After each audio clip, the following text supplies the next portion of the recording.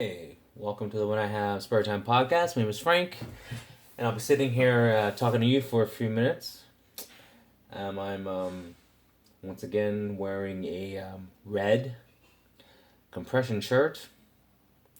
Yeah, it's kind of weird. I think it's been 2 days in a row where I haven't worn a shirt that had a Korean woman's face on the front or some other K-pop idol, whatever. But anyway, I'm gonna try to get by. Um, So I didn't know I was one of those people that if you because I'm antisocial, like I don't socialize. Ever since the lockdown started. Oh yeah, and for those of you who don't know, we have a lockdown because the U.S. government wanted to ruin our economy. That's the only reason, and they wanted to shut down a bunch of small businesses. So I worked at a small business.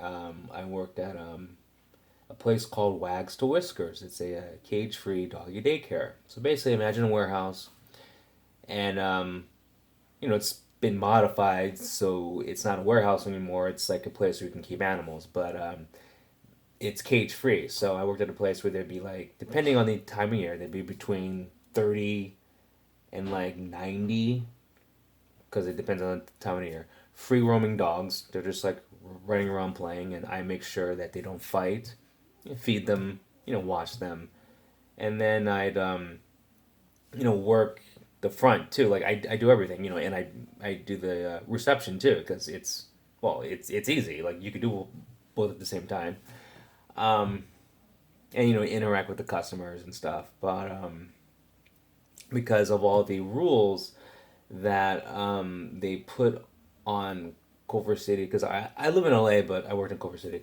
There's a lot of rules that they put on small businesses in Culver City.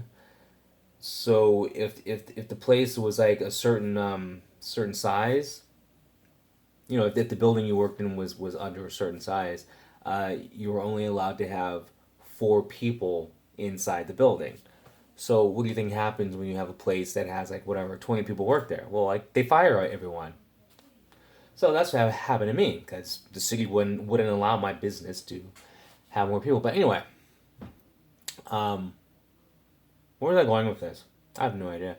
But oh yeah, I'm at the social. So at my job, the clients were obviously rich people because there's people pay you to watch their dogs. People pay you to watch their dogs play. People pay you to just have their dog there because they don't want to take care of their dog. So it's basically it's a bunch of rich people would bring their dog, drop it off, and like someone would go, "Oh, I'm going shopping," or "I'm doing this," or "I'm blah blah blah," or they would drop it off in the morning, like I'm going to work. It'd be lots of lawyers, doctors, basically people with money to waste, and of course lots of housewives. Um, and yeah, I didn't notice any house husbands dropping off their dog. Okay, it was mostly housewives.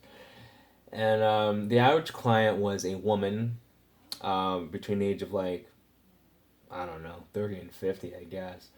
All of them, and the average, and they usually had money.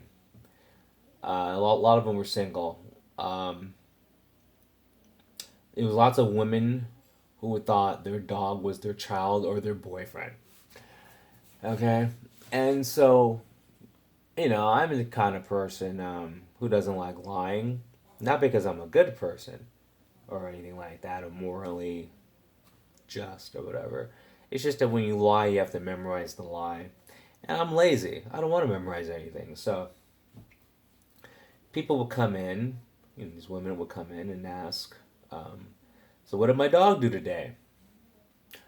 So I would go, your dog ran around and barked. That's what dogs do. It's not an honest answer. A lot of people didn't like that. Like, so what did my dog do today? Nothing. Or what did my dog do today? I don't know. I didn't pay attention to him. Or so I would see the disappointment in these women's eyes because usually guys don't ask like, what did my dog do today? Okay. Um, and so it was just getting annoying. Looking at these women wanting you to like tell more about what did my dog do today? Like, I give a fuck what your dog did today. Like, your dog, you came in at 8 o'clock in the morning because you were going to work or whatever, you're going shopping, whatever. You dropped your dog off, okay? The fact that you have a dog and your dog spends more time with me than you, like, why are you even asking? You don't care about the dog. Anyway, so I got tired of these women looking at me going like, oh, I want more to the story. So I started lying. I just started making shit up about their dog. And I would be fabricating, and I know you're lying about a dog, but I would make up detailed stories about like, oh yeah, your dog, whatever, Sam was playing with Roxy, and they did this and they did that, and then around 2 o'clock, yeah, this other dog came in and didn't like Roxy, so I had to come in and blah blah. Yeah, just literally make up a story, and it's not a big deal. It's just you're lying about a dog to make a client feel better because whatever. But it got to the point where it was actually starting to make me feel weird, and then like it made me start to not like people because I was like, why do I have to like make up a story to make this woman feel better because she paid us $60 to watch her dog for 6 hours? But it just started to get to me, and so it made me start to talk to people less and less and less and less and less, and then it got to the point where it was just like I hated people, and I was like, just not wanting to talk at all. Anyway, obviously I don't work there anymore because of the lockdown, but it's affected me in a way now that I'm my first response to someone talking is negative because it's like too honest. And so now I have to wait in my mind for my sometimes fourth or fifth response because the first four or five or whatever, my first three or four responses are like, I don't like you, or you're an idiot, or you look shitty in that. Just it's like the first thing I just want to say something negative, but it's honest. So I just stopped talking to people. But anyway, I don't know if this is correlated to it, but anyway, so like I was on the internet, and like you know how they have so many social outlets, you know, like Facebook and Twitter and Pornhub, you know, like there's lots of social networks that you can go on and stuff. And so I did not realize that I had made a Quora account like last year. Okay, but I have one apparently. And so I'm on there, and it's fun because I get to answer questions. And, you know, I like answering questions. And, you know, I also like, hold on, there's a dried coke on my arm. Get that off.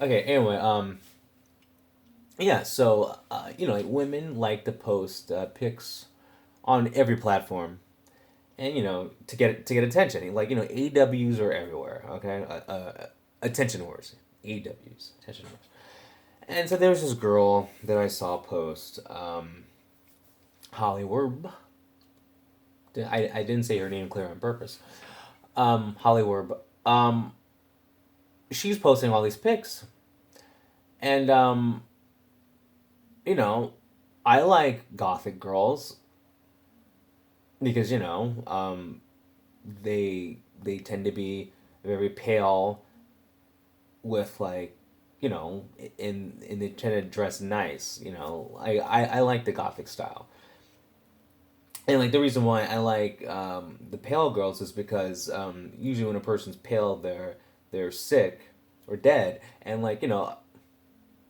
don't talk about that when you have multiple personalities sometimes one of them wants to divulge too much information I had to stop that anyway uh so I was looking at all these pictures, and I was just like, "Oh, she looks really nice." You know, I left the comment like, "Hey, you look good." I'm paraphrasing. She looked good, and then like I was reading more, and she was like, you know, I have an OnlyFans, or you know, I'm selling pics of me in lingerie and just other body part pics, but no nudes. And I'm like, oh. And for some reason, because she was a, you know, I'm blaming only, you know, like this is the only fanification of America where like every woman is now selling pics of herself. in some form. Once again, it doesn't have to be nudes. It's just selling pics of yourself in some form, whether it's lingerie or you're wearing a bikini or a picture of you wearing certain shoes or thigh high socks or a clown nose. There's a market to be sold to. Okay, so the fact that she gave a list of everything of all the types of pics she's selling and stuff, it just made me go like, oh, I don't know, it just made me not like her. It made me because like I was actually gonna like because I'm very charming, good looking, and lie about having a big dick and all that stuff. But I it's good enough to charm a young lady. Um, and but it just made me lose all the attraction to her when I found out she was an OnlyFans person, and like she literally went from, and I'm not kidding, she went from a solid 9 to a 3. I literally lost all attraction to this woman because she was an whatever OnlyFans person, and I don't think women understand that the average guy, and I'm not the average guy, but I can't make this video unless I pretend I know. The average guy does not want to pursue, date, interact, be in a serious relationship with a woman who has an OnlyFans account, a woman who is selling fetish pics, a woman who has done porn. Just a guy doesn't want a woman who puts herself out there like that. Because the average man wants the woman for him. I don't know why I don't know why that concept is so hard to understand.